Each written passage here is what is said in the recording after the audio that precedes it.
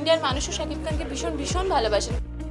ঈদের রঙিন আমেজে যখন প্রেক্ষাগৃহ জুড়ে দর্শকদের ঢল, ঠিক তখনই প্রিন্স সিনেমাকে ঘিরে তৈরি হয়েছে আলাদা এক উন্মাদনা। আর সেই উচ্ছ্বাসন মাঝেই ঢাকায় পা রেখে নতুন এক অভিজ্ঞতার গল্প শোনালেন কলকাতার গ্ল্যামারাস অভিনেত্রী জ্যোতির্ময়ী কুণ্ডু, যেখানে সিনেমার আনন্দের সঙ্গে মিশেছে ঢাকার বিখ্যাত কাচ্চি বিরিয়ানির লোভনীয় স্বাদ নেওয়ার আকাঙ্ক্ষা। 2024 সালে বধুয়া ধারাবাহিক দিয়ে অভিনয় জগতে যাত্রা শুরু করলেও খুব অল্প সময়ে নিজের প্রতিভার ঝলক দেখিয়ে দর্শকদের নজর কাড়েন জ্যোতির্ময়ী।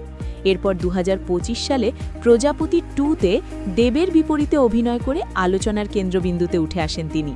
সেই ধারাবাহিকতায় এবার ঢালিউড কিং শাকিব খানের সঙ্গে জুটি বেঁধে প্রিন্স সিনেমায় হাজির। আর ঈদে মুক্তির পর থেকেই ছবিটি যেন বক্স অফিসে ঝড় তুলছে।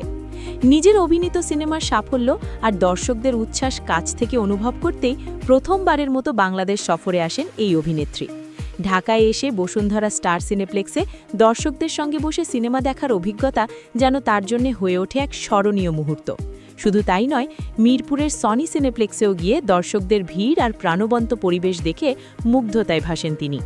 সেদিন মেরুন রঙের শাড়িতে হাজির হয়ে সহজেই সবার নজর কাড়েন জ্যোতির্ময়ী।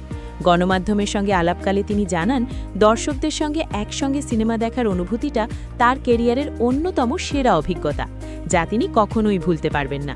তবে শুধু সিনেমাতেই সীমাবদ্ধ নন তিনি, ঢাকার সংস্কৃতি আর খাবারের প্রতিও রয়েছে তার দারুণ আগ্রহ।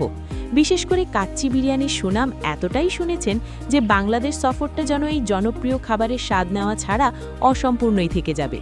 এখন দেখার বিষয় ঢাকার কাচ্চি বিরিয়ানি খেয়ে ঠিক কতটা মুগ্ধ হন এই টলিউড তারকা। Arju Sultana, star story.